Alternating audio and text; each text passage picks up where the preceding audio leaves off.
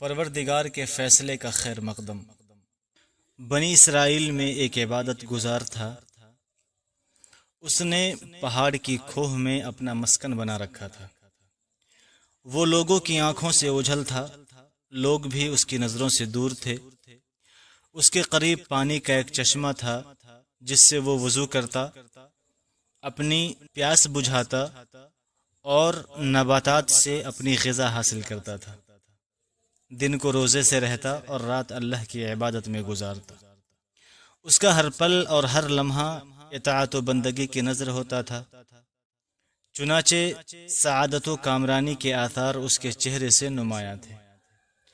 حضرت موسیٰ علیہ السلام کو اس عبادت گزار کی خبر ہوئی تو آپ ایک دن اس کے پاس پہنچے، لیکن اسے نماز اور ذکر و اذکار میں مشغول دیکھ کر واپس چلے گئے۔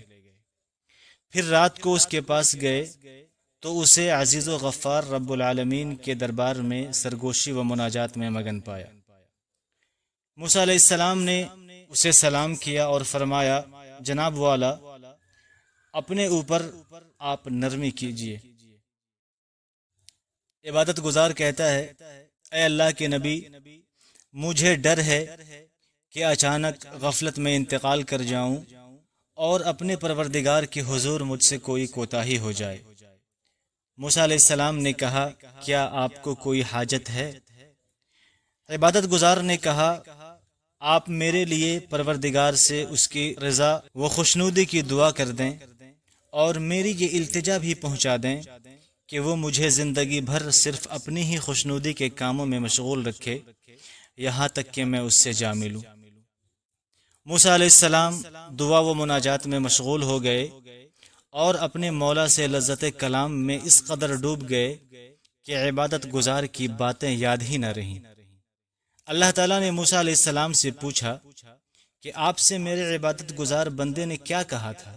موسیٰ علیہ السلام نے عرض کیا، میرے پروردگار، تو ہی زیادہ جانتا ہے، اس نے تیری رضا و خوشنودی طلب کی ہے اور یہ درخواست بھی کی ہے کہ اس کی زندگی تیری ہی یاد میں گزرے، یہاں تک کہ وہ تیرے دربار میں حاضر ہو جائے۔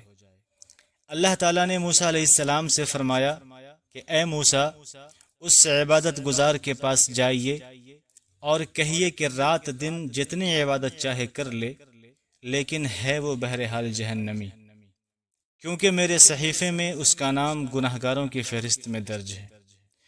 موسیٰ علیہ السلام جب اس عابد کے پاس گئے اور پروردگار کے فیصلے سے اسے آگاہ کیا تو عابد نے کہا، سبحان اللہ، میں اپنے پروردگار کے فیصلے کو خوش آمدید کہتا ہوں۔ ہر چیز میرے پروردگار کے فیصلے کے مطابق رواں دواں ہے، اس کے حکم کو کوئی ٹال نہیں سکتا اور اس کے فیصلے کو کوئی روک نہیں سکتا۔ یہ کہہ کر وہ عبادت گزار زور زور سے گریزاری کرنے لگا۔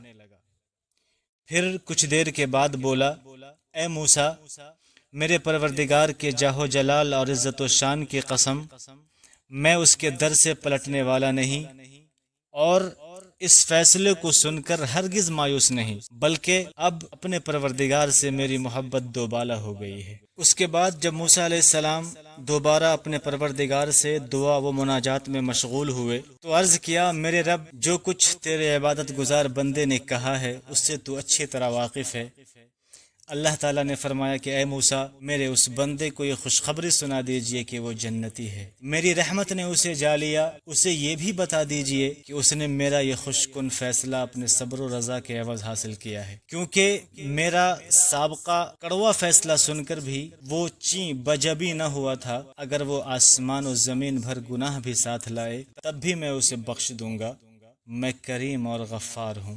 جب موسیٰ علیہ السلام نے یہ خوشخبری اس عبادت گزار کو سنائی تو وہ سجدے میں گر گیا، پروردگار کی حمد و ثنا کرنے لگا اور زبان حال سے کہنے لگا، سب کے دل میں ہے جگہ میری جو تو راضی ہوا، مجھ پہ گویا ایک زمانہ مہرباں ہو جائے گا۔ پھر اس طویل سجدے ہی میں اس نے اپنی جان جعفری کے حوالے کر دی۔